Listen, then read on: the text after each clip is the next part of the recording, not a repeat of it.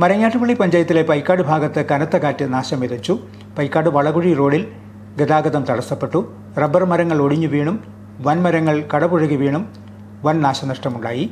15ഓളം വൈദ്യുതി പോസ്റ്റുകൾ കാറ്റിൽ ഒടിഞ്ഞു വീണ് പ്രദേശത്തെ വൈദ്യുതി വിതരണവും തടസ്സപ്പെട്ടു. ഞായറാഴ്ച വൈകിട്ട് 4 മണിയോടെയുണ്ടായ കനത്ത ചുഴലിക്കാറ്റിൽ മരങ്ങാട്ടുപള്ളി പഞ്ചായത്തിലെ പൈക്കാട് വളകുഴി മേഖലകളിലാണ് നാശനഷ്ടങ്ങളേറെയുണ്ടായത്. അപ്രതീക്ഷിതമായുണ്ടായ കനത്ത കാറ്റിൽ വൻമരങ്ങൾ കടപുഴകി വീണു.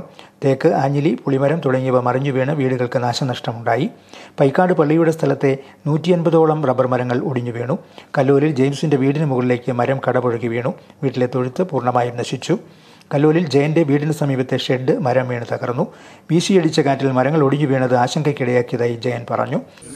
ഇന്നലെ വൈകുന്നേരം 4:30 വീശിയടിച്ച ചുഴലിക്കൊടുങ്കാറ്റിൽ പെട്ട് മരങ്ങൾ ധാരാളമായി തകർന്നു വീഴുകയും വീടിൻ്റെ മുകളിലേക്ക് തേക്ക് വീഴുകയും ഒരു തൊഴുത്ത് പൂർണ്ണമായി തകർന്നു പോവുകയും പോസ്റ്റുകൾ കണ്ടമാനം ഒടിഞ്ഞ് നാശനഷ്ടങ്ങൾ ഒരുപാട് സംഭവിക്കുകയും ചെയ്യുകയുണ്ടായി. അരുവിക്കൽ രാജേഷിന്റെ വീട് മരം വീണ് തകർന്നു. 4-1 സന്തോഷിന്റെ വീടിന്റെ മുകളിലും മരമൊടിഞ്ഞു വീണ് നാശനഷ്ടമുണ്ടായി. പൈക്കാട് വളകുഴി ഭാഗത്തെ റോഡ് മരങ്ങൾ വീണ് ഗതാഗതം തടസ്സപ്പെട്ട നിലയിലാണ്. കനത്ത കാറ്റിൽ 15ഓളം വൈദ്യുത പോസ്റ്റുകളാണ് ഇവിടെ ഒടിഞ്ഞു വീണത്.